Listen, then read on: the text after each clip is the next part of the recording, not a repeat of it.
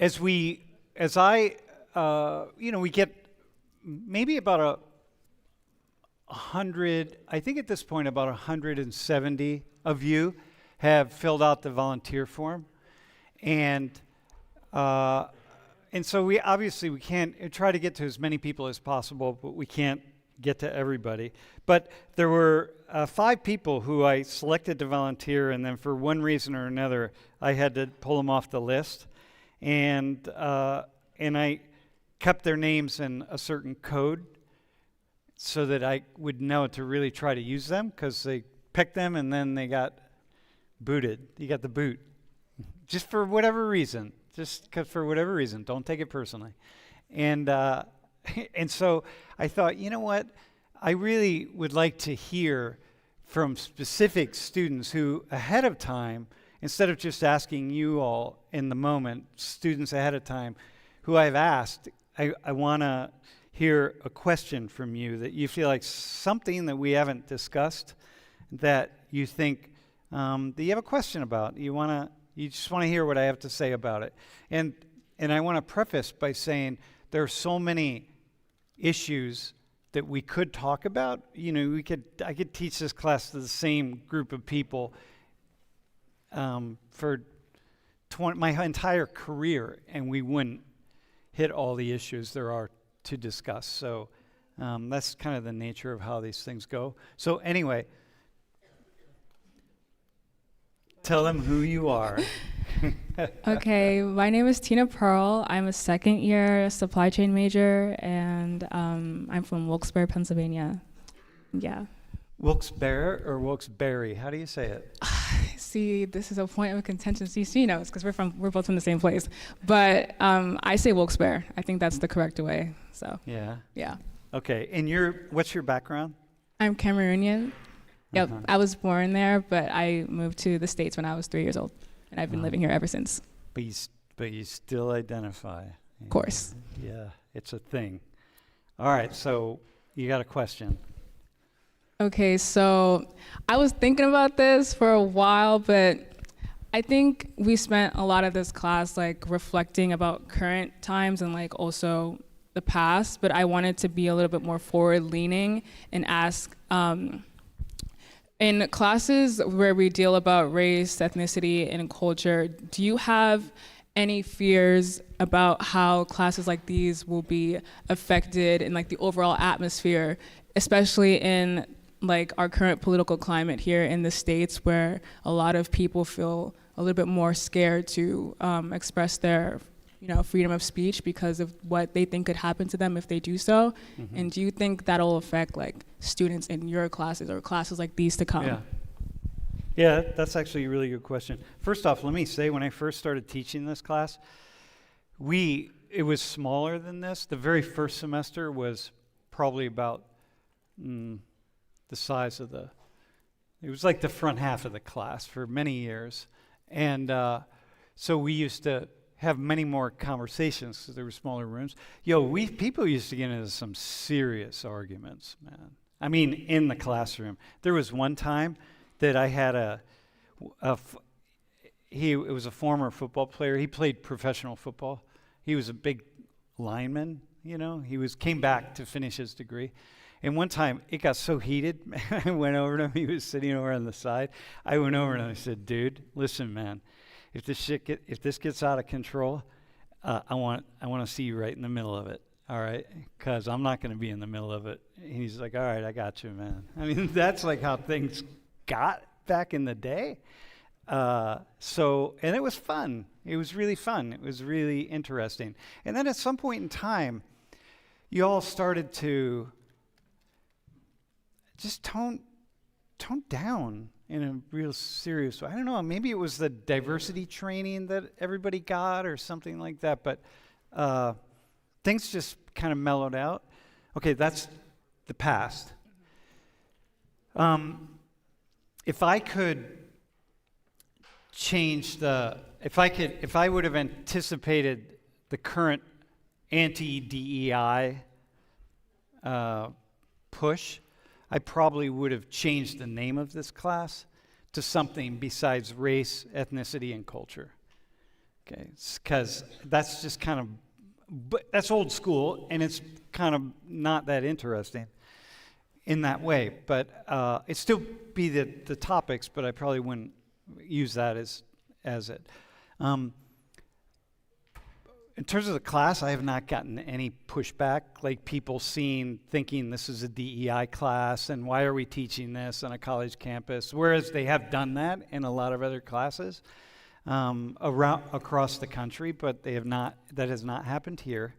I do not have any sense that students. I find students today to be more open-minded than I did 30 years ago. Strangely, people have the idea that you are all more closed-minded, that you come in here with people have brainwashed you into thinking a certain way. Hey, by the way, I see a couple laptops open. I'm not sure why we have laptops open, man. Well, technically, yours is not a laptop, but this looks like it's a tiny one from my angle. I think that there's people have the idea that you all have been brainwashed and you're not thinking on your own. I don't find that to be the case. I think you're actually more open-minded than my students 30 years ago, and who thought they were open-minded, but they really weren't. And I think that people will continue to come in and demonstrate that in a class like this. I anticipate this class to be even more interesting in 10 years. I won't be teaching in 10 years. What's that? I'll be golfing, my friend. And yeah. All right. Okay. So I think it will be actually it would be better. Yeah. What's your gut feeling? I was kind of thinking that it would be the opposite just because of how I interact with my peers. I feel like, yes, college students especially are very good at vocalizing what they want and like what they want to see out of society. But I also feel like, especially in some of the conversations that we've had here in class, it feels like students feel a little bit more pressure or a little bit more fear when it comes to expressing those feelings. That's just me though. That's just how I think that it's looking. I feel like in the future, because of like the political climate and like how it is right now, I think people will be less inclined to maybe volunteer for situations like these, like to even be up here. Like, have you seen like declines or any changes with like volunteering? No, I think more people than ever want to volunteer. Really? Yeah. Okay. And they know what the stakes are. I mean, people know. And look, I think that actually you're really, here for example, I rarely, as much as I would try to pull out, I rarely heard from conservative black students, ever. Like people wouldn't, there was a certain way of thinking in more activist students who were black or brown, like mostly like Latinos and black students, right? There was a certain way of thinking and you had to kind of toe the line. And if you stepped outside of that, you really felt it. So, but number one, there are more Africans here, and Africans on average tend to be a little more conservative, right? So traditional, willing to question the liberal narrative, about things, right? So not all, but tend to be. And so therefore people put ideas out into the room that weren't always out in the room. Do you agree with that? Africans tend to be a little more conservative. I think like the older generation tend to be a little bit more conservative, but I think this new age generation of African students are a little bit more liberal. Yeah. Maybe a little bit more. Well, first off, we'd have to really define our terms, but I'm not really seeing that. I mean, personally, I don't think that I'm as conservative as maybe my mom is. I definitely feel like I'm a lot more, open-minded. Well, one thing that's going on is do you have the microphone and you're talking and the camera is picking you up? And probably at some point your parents are going to watch. Hi, Mom. Like, yeah, okay. So you're going to be more thoughtful about what you say, and that's the value of having the cameras in the room, by Right. the way. When we didn't have cameras in the room and people would just talk, people said some of the dumbest things you could ever imagine, myself included.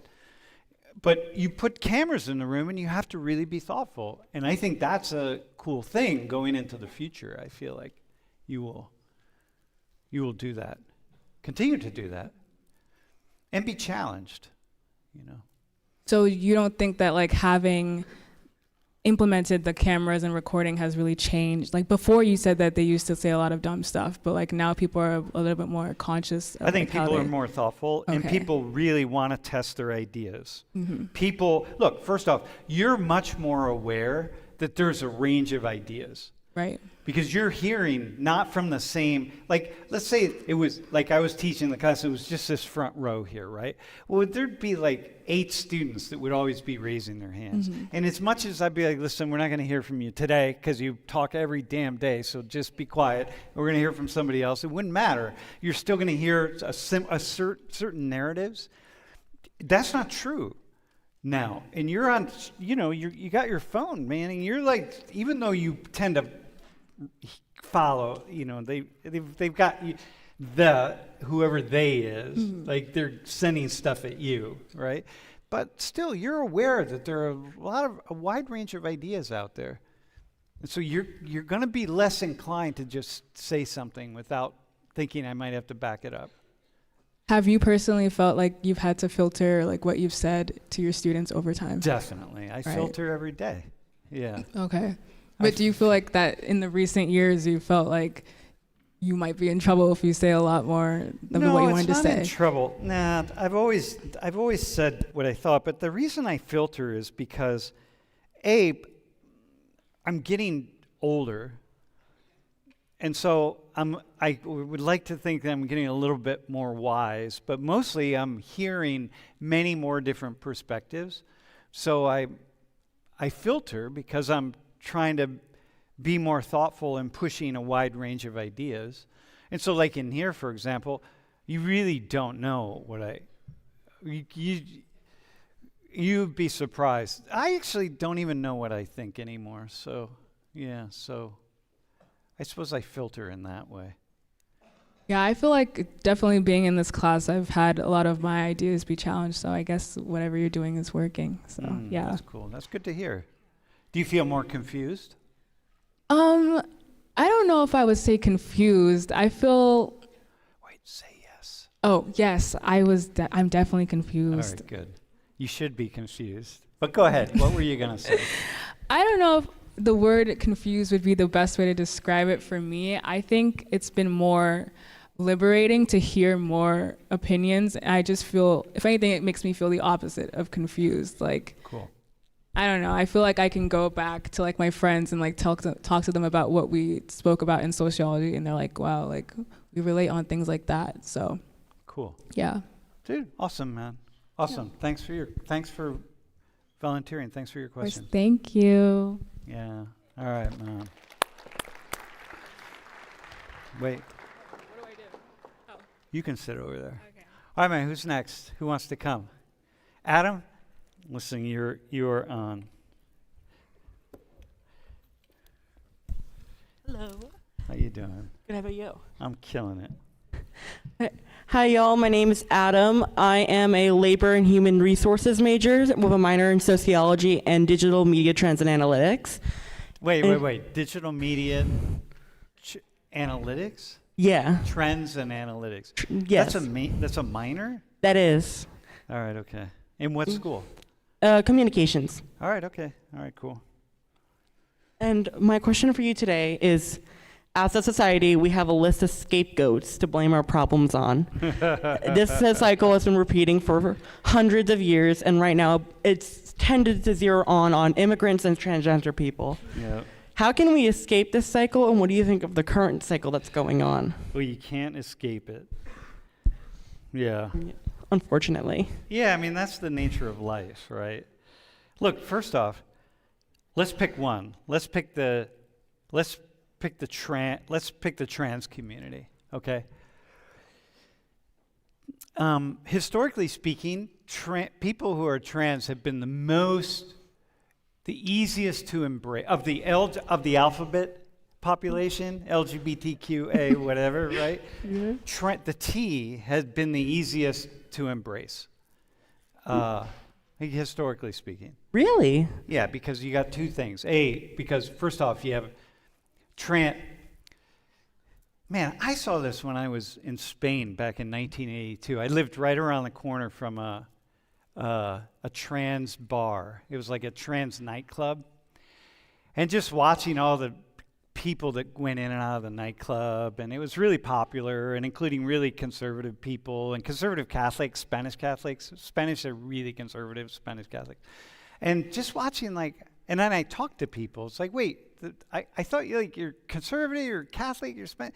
But they were like, no, it's just totally different. It's because it's seen as just a fun thing, right? So okay, cool. The other side is, historically, people are aware that people have different identifications with their bodies, and that somehow we've seen it as some kind of medical type, more of a medical issue, right? What happened was it suddenly got shifted, because it became this big issue, it got shifted into a social issue.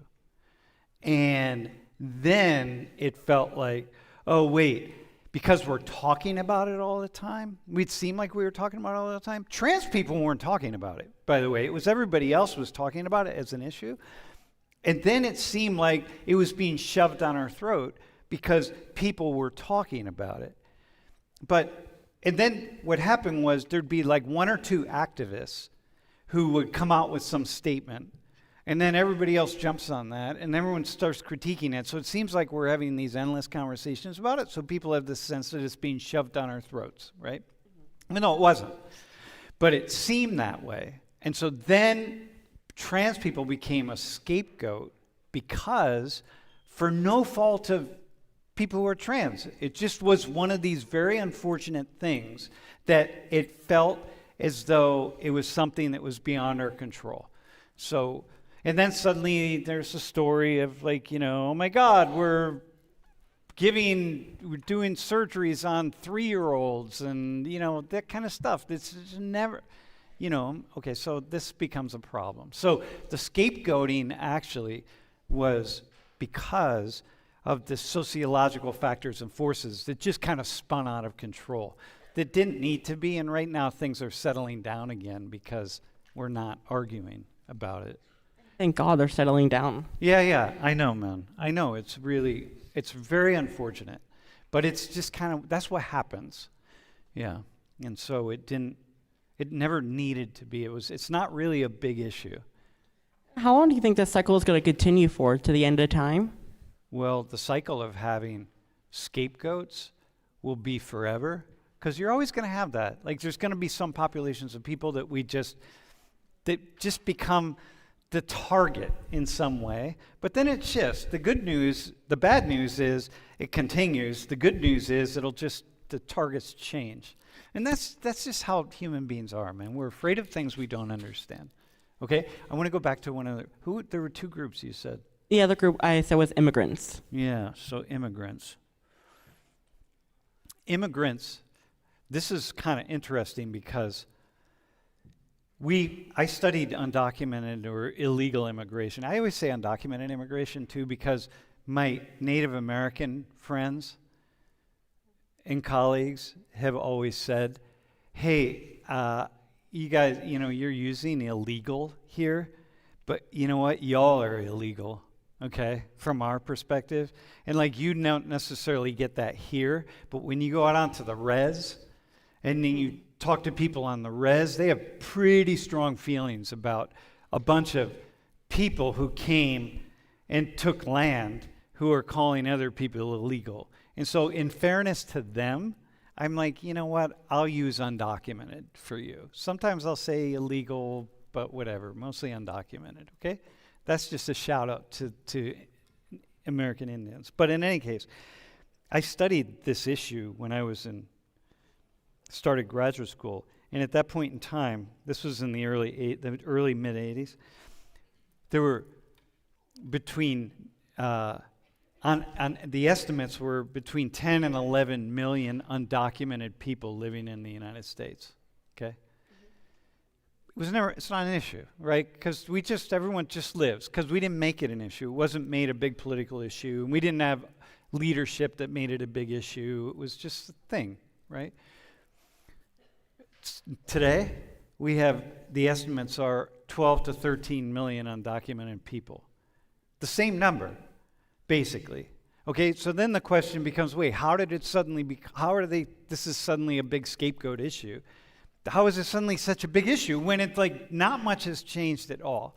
But it's just because the optics and certain things, and it's just things, just like with the trans issue, it just became something. Yeah. And no fault of these communities, correct? Well, no, because we did have some breakdowns in Central America, in Guatemala and Honduras. The problem is there were a few times when you had these big, massive groups of people walking up to the border, through Mexico up to the border. So when you have like 5,000 people, and the media is showing you a video of 5,000 people walking up to the border to the United States, and like, first off, we saw the first one under Trump, the first Trump administration, and then you start seeing that, people get really afraid. It's very different than knowing that people 1, 2, 3, 5 at a time are crossing over the border. The optics of that are really frightening to a lot of people. And so then people start paying attention to an issue that they don't. It's not that I'm not saying it's not an issue, because when I studied it years ago, it was still an issue. I was still like, this is not a good idea to have 9 or 10 million or whatever it was, million undocumented people living in the United States. We should probably document them somehow. But yeah, it's just a problem. That's how life works out. What do you think? I think it's just unfortunate that these groups of people are getting like hatred spewed at them right now, mostly just for surviving. There's always going to be one or a few bad actors in a group, but I feel like people always take those bad actors and make them the entire group of people when that should not have happened. And I think it's disgusting. And there's also... Well, it's unfortunate. Yeah. Disgusting is probably not a word I would use. Because you want to get people to hear what you're saying. I wouldn't use disgusting. I would use it's unfortunate. Okay. It's like the trans issue. There's going to be some trans person who says, like, I think 5-year-olds should be allowed to get top and bottom surgery, And, like, that's just how it should be. Any 5-year-old who wants top and bottom surgery, and then we're going to, like, put you on camera, and then we're going to, oh my God, and then people are going to watch it. Like, oh my God, look, did you hear what this trans person, this is what the trans community thinks. And it's not. It's what one knucklehead says. You might be mentally ill if you're saying that. So that's the similar kind of thing, And that kind of leads into a different thing. Do we think as social media rises, we're losing nuance in our conversations? Definitely. Yeah. Do you think so? Oh, absolutely. I had a conversation with my roommate earlier because we both just have one thing to drink, and then we are suddenly having 5-hour discussions in our living room. But one of the discussions we had is there's just so many conversations and hot news topics that have no nuance to them, and that's how the political divide is furthering. That's what we believe. But listen, you understand how these work, right? These work. They need you to keep clicking on them, right? Yeah. And you're going to click on something you're angry about and not something you're happy about. Like when I have a controversial class, we get a lot of comments. If I have a class, nobody comments and says, "Oh, I really like how this conversation is the one right now with you and I." No one's going to comment and be like, "Oh, this is a really thoughtful, nice conversation." But if you say something crazy or I say something crazy or we get in an argument, then they're all going to weigh in on it. That's how these work. And so we don't want nuance. These things make money. These companies make money by not being nuanced. So that's the unfortunate side of the future for you all. You got to figure out what to do about that. Yeah. Thank you for answering my questions. Yo, thanks for your questions. Awesome questions. Thank you. Yeah. All right, man.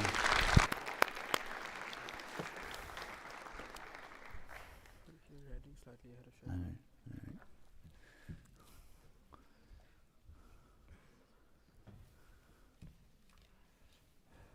Hello, my Harsh. name's Harsh. Yeah, my name's Harsh. I'm in my second year, majoring in finance and economics, and I'm from India. You're from India, but you've lived in a lot of places, right? Yeah, I have. Where have you lived? So from as young as I can remember, my whole family shifted to Dubai, and then after that we went to Malaysia, and then after that we went to the Republic of Congo, and then we came back to India, and now I'm here. The Republic of Congo. Yeah. Why'd you go there? Like, what were your parents doing? So my dad works. He's like a finance controller for an oil and gas company, Uh-huh. and he just kept getting transferred to all these places. How was it living in the Congo? It wasn't that bad. Wait, you were in the DRC? No, I In- wasn't. in the Republic. I was in the Republic of Congo. Okay, got you. I actually had like quite an enjoyable time, though I think the people I interacted with was kind of limited because like not many people spoke English there. Yeah, It's like a French-speaking country. yeah. But I think I had a good time. Dude, can I ask you, before you ask me your question, can I ask you a question? Yeah. No, you actually asked me your question first. I'll come back to mine. So my question is related to empathy. I know we've spoken about that a lot of times in this class, but I wanted to ask you if you think moving around a lot helps you become more empathetic towards global and social issues, or do you think it doesn't? What do you think? What do you think what do you think moving around does in terms of empathy? Well, I think, the obvious answer would be yes, because you learn like different perspectives. You're able to like connect yourself with more people, and I guess that would make you more empathetic. But I think age plays like a key factor, because when you're young and like you're moving around, it's kind of more like you're not really thinking about the whole world globally. You're kind of like in like a little bubble. Yeah. Where when I was young, at least. Yeah, just talk about yourself. I'm Yeah, curious. when I was young, at least, like I wanted to go to school, play my game, and like play some sports, come back home, sleep, do the same thing again, Hold that. do the question. same thing again. So, Okay.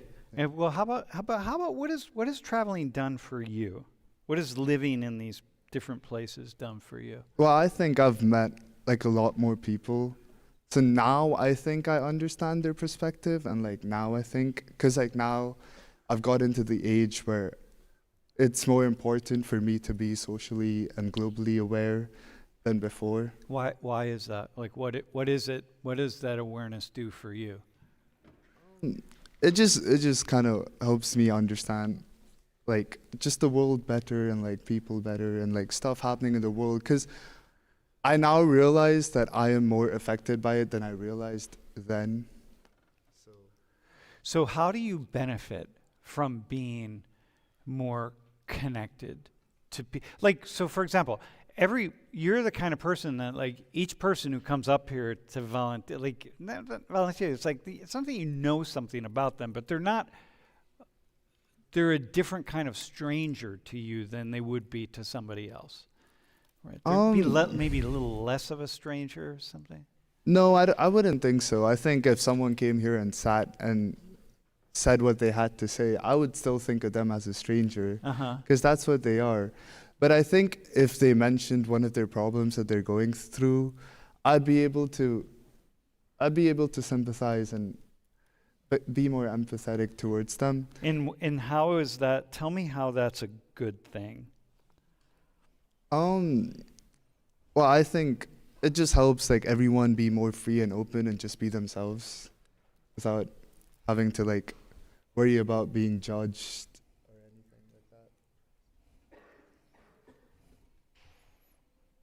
And I'm not like tunnel visioning myself into just a single chain of thought. I think like just being more empathetic allows me to be more open-minded. Allows anyone to be more. And being open-minded is good because, for you, it's been good because why? Well, I think like some of my closest friends, if I hadn't been open-minded, I wouldn't have been friends with them. Mm-hmm.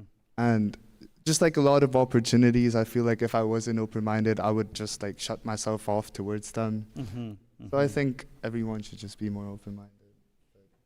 Yeah, it's hard because I don't like to be I never want to be the person that says, hey, you should be this or you should be that, because I don't think that's really necessarily the case. Do you have an example of how you being open-minded has benefited you? Not really at the top of my head. Uh-huh. Yeah, no, I don't think I can think of any one example right now. Can I add? How about an opportunity?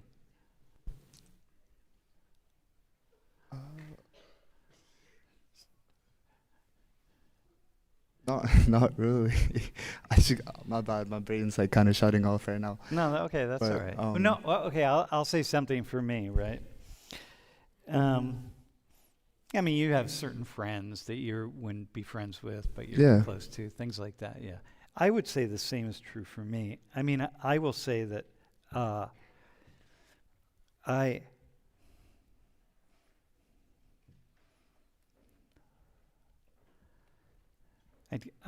want to think how I want to say this.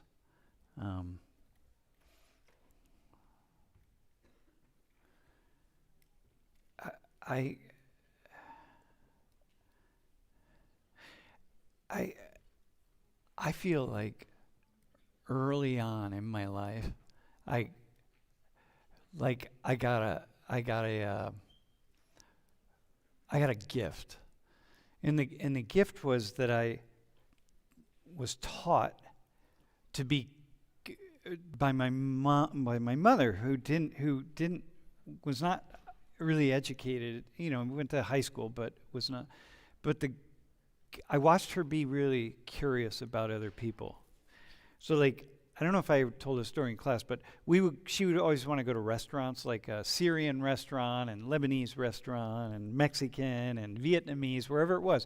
But she needed them to be speaking their own language, because that meant that it was authentic food to her, right?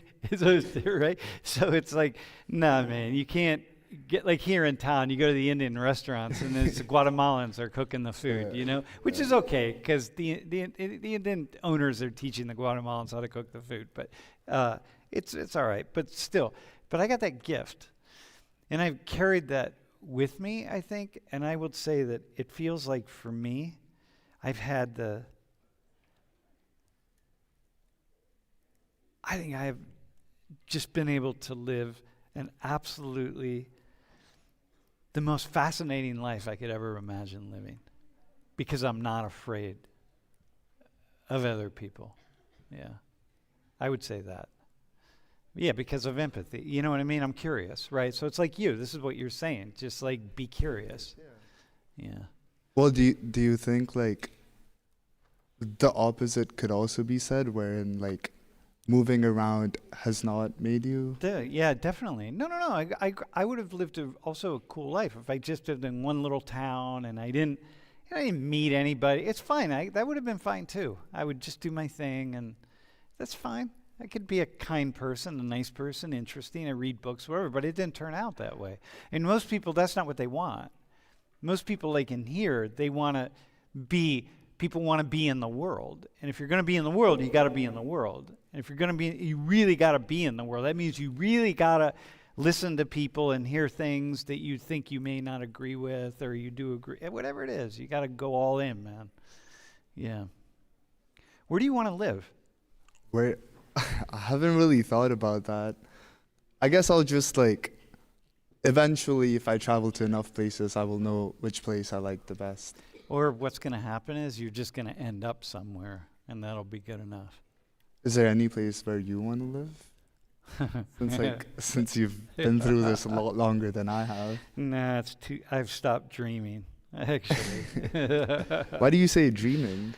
Because I used to have an idea that I was.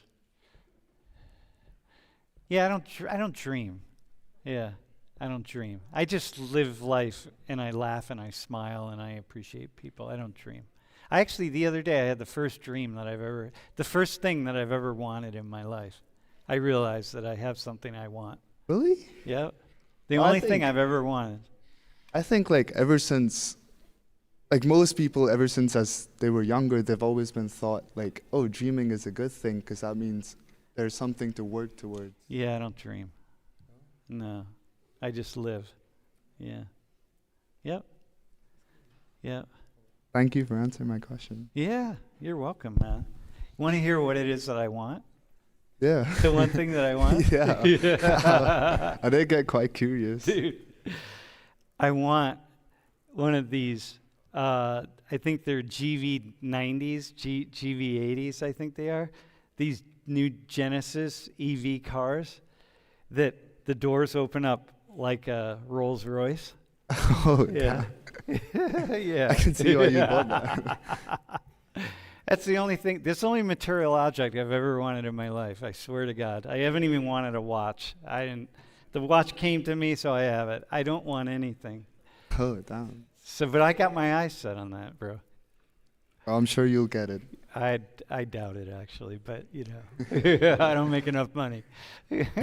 No, I'm sure you'll eventually get there. All right, dude. I got it. All right, thanks, man. Thank you. Yeah.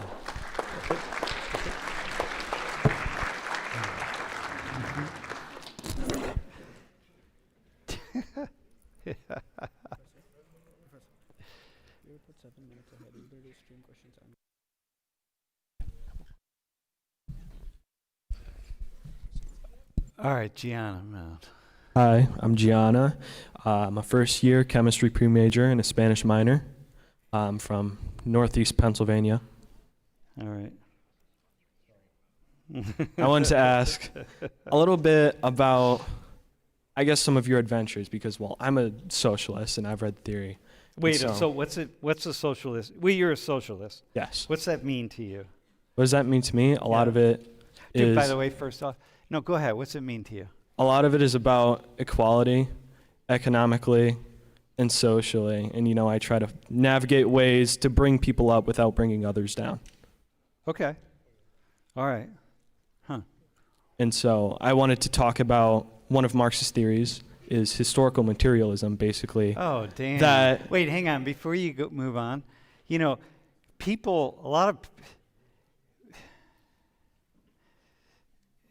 socialism is the idea Yeah. that there are two basic, just very simplistic ideas related to it, which is one is that the government tends to be stronger. Mhm. The government tends to truly be of the people, Mhm. right? And that the government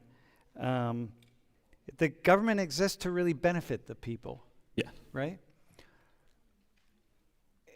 And when I think about the more socialist-oriented countries in the world, the vast majority of Americans would choose to live in those countries over living in this country. Yeah. But they have no idea what it means, and so they just have this idea that somebody like you says, I'm a socialist, and they think, oh, this guy's a bad Yeah, guy. a lot of like socialist and social democratic policy is like extremely successful, and people tend to latch onto that. But when they hear the word socialism, they kind of go crazy. Or when they hear social democrat, they just hear the word social. Well, I used to do this thing in class where I laid out the context, the various characteristics of the United States, and then the characteristics of state socialist countries in the U.S., especially Scandinavian countries. Yeah. And in the world, I mean. And I would lay them on, and I would ask students where they want to live, and I wouldn't tell them what the countries were, and they would always choose the socialist countries, always, man. And they thought that was the United States. Because statistically, some parts socialized do work way better, even in countries like Cuba. Like yeah, well. their socialized medicine and education has worked so well. Yeah, but our country works pretty well. We have a president just going to pardon this guy who's in prison for embezzling $1.6 billion or whatever that is. Let's go. So, like, that's pretty cool. You know what I mean? 60,000 Americans dead per year from underinsured, uninsured. Yeah, well, but that works well. That's good. Okay. But anyways, Go ahead. What's your question? I wanted to talk about historical materialism, All which is right. basically that societies and aspects of society develop based on material conditions. Yep. So you're a guy that's been to a lot of places. Yep. And there's a lot of people in this class that are from a lot of places, maybe places with lower classes with a lot of struggles. And I wanted to ask if you've had any experiences where maybe religion ties in with a society and its struggles and like the strength of the religion, maybe the bond that the people have with it. Oh, wait, hang on. So a society that is less developed, And there are more struggles to be had. less developed, more struggles to be had, and religion is really, really strong. And it's one of the reasons that keeps the society poor, or it's No, just so, strong. you know Marx's quote, religion is the opium of the people. Yeah. It's not that religion keeps people down, it's that people use religion as a way to deal with their struggles. It's not something that keeps them down, it's something that actually holds them up. Well, you could just look at the United States. So let me just separate them for a second. So one, look at here. I don't think it's chance that we have this really, really strong evangelical Christian movement where people, develop this really powerful, strong ideology and connection to God and connection to Jesus as a way to explain some of the things that really would be absolutely 100% unacceptable to anybody. So many things. Like Trump pardoning criminal. Dude, Trump just pardoned the former president of Honduras who wasn't even asking for a pardon. This guy is so involved in drugs, in funneling drugs into the United States, have been so involved in that he doesn't even ask for a pardon, and he's pardoning this guy. And you got to have some kind of way to make sense of things like this. So I think that this very strong religious orientation is a way that people use, because they don't have to pay attention to things like that. They can pay attention to God and all sorts of stuff. But I will say that when I go, so I've traveled to Haiti many times, about 10 times. We had a project in Haiti. And I will say religion's really, really strong in Haiti. Okay? Voodoo, for one, but also Christianity. And I say that it's used as a way, it's also really an important way to help people to make sense of the struggles that they have in life, man. And for me, that's a good thing, because when if you go to Haiti, and if you really are on the ground in Haiti, and I've been in places in Haiti which are the poorest areas of Haiti. So Haiti's the poorest country in the Western Hemisphere, one of the poorest countries in the world. And I've been to the poorest I stayed for a week in one of my trips in the poorest valley, area in the poorest nation, okay? And when you're there, you just need God. You gotta have a relationship to God. Because if you don't have a relationship to God, you can't in any way wake up in the morning and understand what it is that you're going through. And I'm talking about, this is the area where people make cookies out of dirt. They get mud, and they fashion the mud. Because, mud has, certain muds, like dirt has vitamins and minerals and stuff, right? So they fashion cookies out of mud. And they cook the cookies and they eat them. They're like mud cookies, right? And that's what I'm talking about. When you're eating mud cookies, and you see these at the market, right? And when you're eating mud cookies, and you better have a way to understand or explain or something of who you are and what you are and why this is your lot in life. So you better have a good relationship with God, whatever God is. You better work it out. It's not going to pay off to be angry at God. I'll tell you that, man. So I see that. I see those kinds of connections. And to me, that's a good thing. That is as insightful as it is heartbreaking. It's totally heartbreaking, man. And the thing for me is, I come here and I teach. Like here, we're teaching, right? And this has been really difficult. This goes to your question in a certain sense, Tina Pearl, kind of yours. If I could show you the things that I've seen, it's the fact.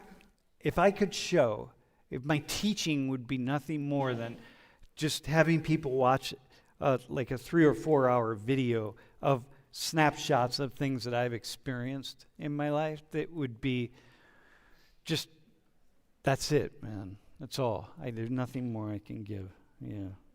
Fuck. Yeah.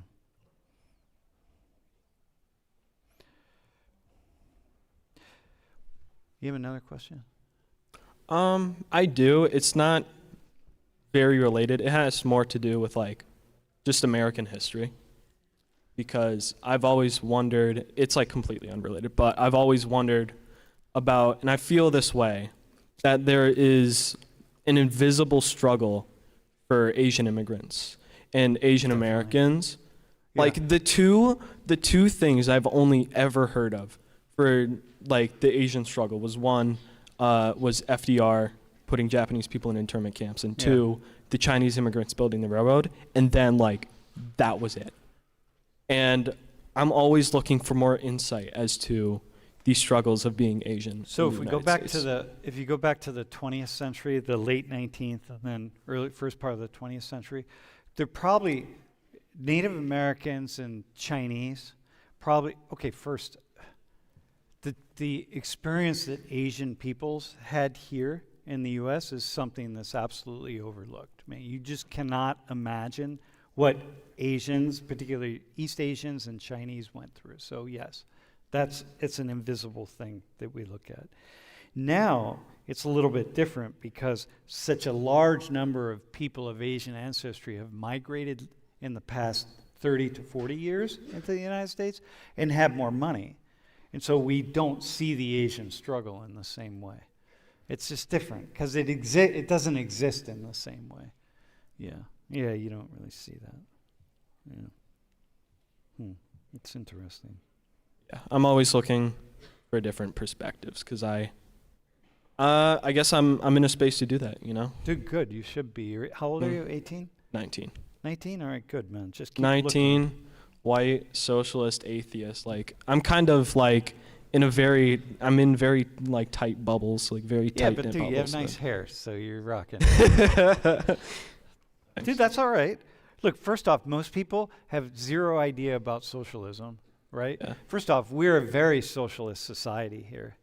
But the problem is, you know, we're very socialist in the United States. We're always like, big business is always turning to the government to bail them out of things, and the rich people are always turning to the government to bail them out of things, and you know, that's always the case. You turn to the government, but when poor people turn to the government to say, can you help us, then we say like, oh, that's socialism, and that's wrong. But rich people do it all the time, and nobody ever says, oh, that's socialism, that's a problem. Well, some people like you do, and some people like I do, but other people don't. And that's the brainwashing that has happened in this nation, and that people really, really miss because you've been shaped by a narrative that teaches you to just suck it up and accept the things that you have. Like, we can't have socialized medicine because, oh my God, that's too costly.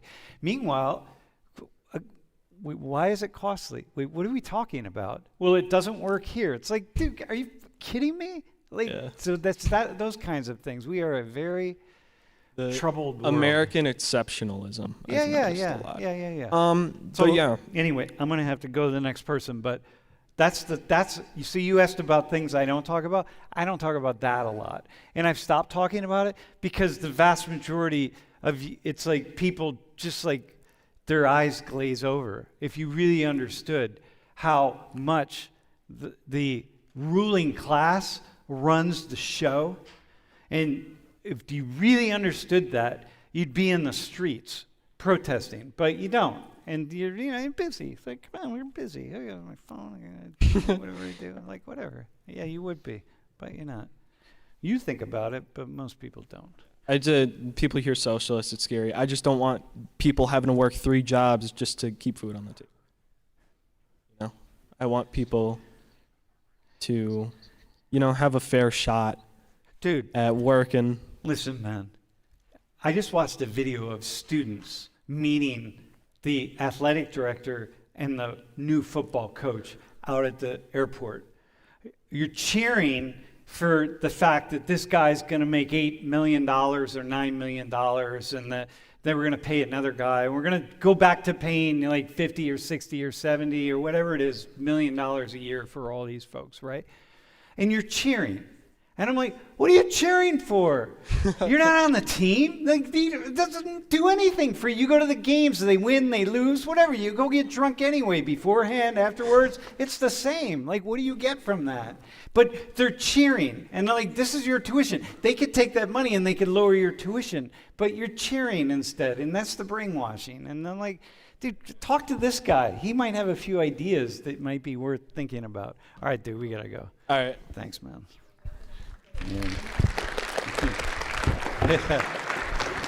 By the way, that felt good to say that. Like, if you were at the airport cheering, talk to me after class. I really want to know, what were you cheering about? Like, really? Go home and go play.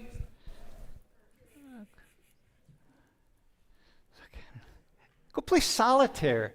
It's got to be at least as interesting as football. You know what I mean? Like, oh my God. Serena. Hi, my name is Serena, and I'm a second-year student studying international politics, and I'm from Korea. Are you from Seoul? No, I'm from Busan. It's the From second. Busan? Yes. Yeah. All right. I was just in Busan 3 weeks ago. I went golfing north of Busan. It's really nice, isn't it? That's very well, it was raining and cloudy, but it was good. It's a cool city. Yeah. All right. What is your question? Well, I graduated public high Wait, school. first off, I'm going to interrupt you. How'd you end up at Penn State? It's like a kind of long story, but I didn't intend it like international school or something like that. I was born and raised in Korea and attended public school, but I always wanted to study abroad, so my mother let me to study abroad and came here. That's why I'm here right now. And after coming to the university, I found the huge difference between the education from Korea and the United States, because the education that I received during my student time, it was like highly exam based and all kinds of memorizing things. But here in the US, the school teaches students to engage more, participate more, and like do kinds of lots of club activities or lots of social events, even from before coming to the university. So like this would never happen Yeah, in and Korea. it will never happen. That's why Koreans watch the videos. But like Okay, all right. I thought that like when students prepare for the university by writing essays or like engage in diverse like activities, if the inequality might happen because some students might have more access to information than others because of their families or Yeah. friends. Do you have like any other ways to resolve that inequality in education? I don't think there really is a way. It's like the need, because you went to public schools, Yeah, right. but did you go to Hagwons? Yeah, I went to Hagwon when I was like first grade at elementary school. Oh, really? Can you explain to people what Hagwons are? Like most of the Korean students go to Hagwon. It's like a private academy that we study for like English, math, or like Korean language. All of the other like that. So It's- you go to school Yeah, go to school and until like 3 o'clock. or- yeah, the school ends at like 3 o'clock, and after that I go to Hagwon, and sometimes Hagwon ends early, like 6 or 7. And when I was like 12 or 11th grade at high school, I stayed at Hagwon for like until 12 a.m. So Wait, hang on. So great. So look, so you get up in the morning, You go to school, Yeah. and you're there till about 3. Yeah. Right. You leave school, you get a snack, Yeah. you go to right. Hagwon, and you stay at Hagwon until 11, And 12 o'clock at night. Yeah. Sometimes like when the exam is like right about to like I have to study for exam. Like exam is only about like 2 weeks after. I stayed at Hagwon for like 11, 12, something like that. So the idea is that you are, God. Yeah, this is why Koreans are so educated, by the way, because you're studying all the time. And you started at Hagwon in first grade? Yeah, first grade at elementary school. So wait, so you get out of school at like 3 o'clock, Well, and then like I was so young. My school ended like around 1 p.m. and I went to Hagwon like maybe English or BAS, and so then you go study more. yeah. Okay, so your question is, is there a way to bring about greater educational equality? It's unfortunate that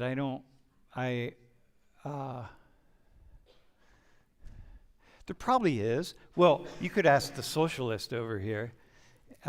He would say, yeah, one way that we could do it is we could even out the way schools are funded. So like in the United States, the majority of the funding for schools comes from local property taxes. So if you're like a town or a city like State College, we have a lot of money here. So we have really good schools. But if you go outside of town where the tax base is a lot lower, then they get a little bit of federal funding, they get some state funding, but they gotta fund the schools from local property taxes. And so because those are so uneven, the schools are very different. And I think that would be one way to do that. In Korea, you don't have the same thing. Like public schools are funded mostly equally. The difference in Korea is that you have public schools and then you have all the private schools. So if you have money,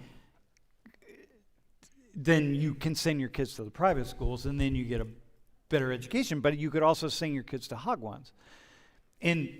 But your parents have money to pay for a Hagwon. But other people you went to school with, their parents didn't have money to pay for Hagwons, right? So that becomes an unequal thing. So you have to find ways to give as much equality to people as possible without going too far. Yeah. What do you think? I also think that like because of like access of information and because of like financial aid, like the real equality like can be achieved in modern society. You think it can be? Especially in education. I think it's more likely, but the problem is people with money. If you have money, your main goal in life is to keep your money and to pass it on to your kids. That's the main goal. Because your kids are the most important thing for you. This is where socialism falls apart, by the way. And because that's it. If you're my daughter, I want to give what I have to you. I want to raise you up as high as possible, and I want to give what I have to you. Well, that means I'm going to resist any attempts to equal things out, to stop me from doing that. And so that's part of the problem. So the future, unless we stop having people have kids and we raise all of our kids in some kind of public setting, people are always going to find ways to pass along special privileges to their own children if they can afford those. That's just how life is. Yeah. My second question is, like, there are lots of people who are studying abroad in this classroom, including me, and at some point of their life, including me, they face like feelings of isolation or solitude, something like that. And I want to ask you that, in your opinion, what is the difference between the feeling of loneliness and solitude?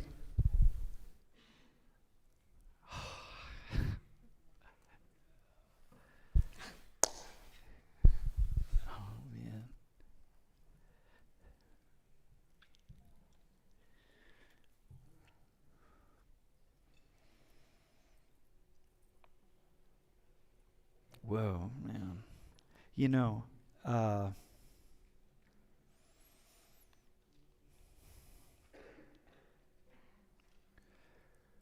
I think solitude happens when we're comfortable with dying. And when we're alone, when we're comfortable with dying and we're comfortable with where we're at in the moment, in the world. And loneliness comes when we're feeling anxiety about the big questions, especially the question of what's going to happen to us when we die. I think that's the main question that's driving human beings. And when you feel solitude, you're really comfortable with it. Like you know that it's okay if I It feels really calm and yeah. calm. And when you're lonely, you're feeling like I'm not okay. Yeah. Like I believe that loneliness can make people really vulnerable. Like Really People- vulnerable. Yeah. Do you feel loneliness sometimes?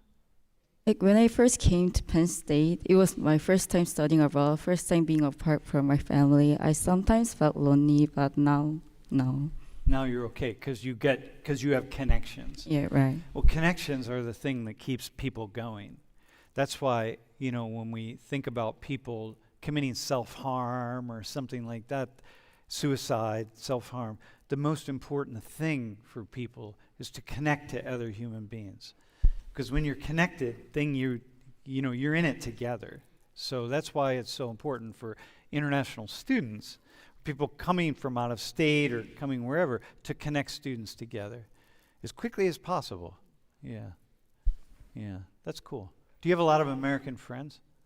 Not really. I usually hang out with Koreans. Oh, dog, come on, man. Do you have any American friends? Like some of them are Americans. Yeah, they're Korean Americans. Yeah, lots of them are Korean Americans. Do you want it? Are you going home over the break? Yeah, I'm going back to Korea. Yeah. I think it's really important for you. You're going to be here 2.5 more years? 2.5 more years. Dude, you got to meet people who are not Korean. Koreans are great. It's cool, right? But take the opportunity to meet people who are not of Korean ancestry, and so that you really got to dig in with some strong friendships. So, and all human beings will tend to lead ourselves to go toward people who are more like us. But I will tell you, do everything in your power to connect with people who are not like you. They're not, whatever it is. Do everything in your power. It will be really beneficial in so many ways. You will grow in myriad ways. You can work with Social 19. Become friends with Harsh over here. Tina Pearl. There you are. Not Gianni, though. He's a socialist. Adam's probably close enough to being a socialist, too. So, All right, cool. Thanks. Thanks for your... Wait, hang on. Just sit here. Do we have a question from the stream? All right, go ahead, man.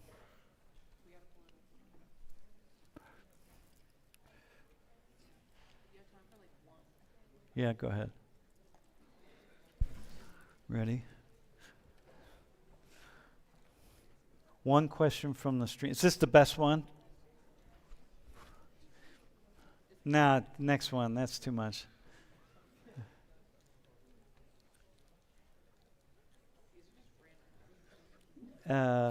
That's too much. Hang on.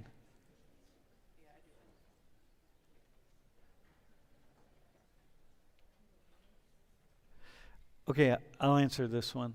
Do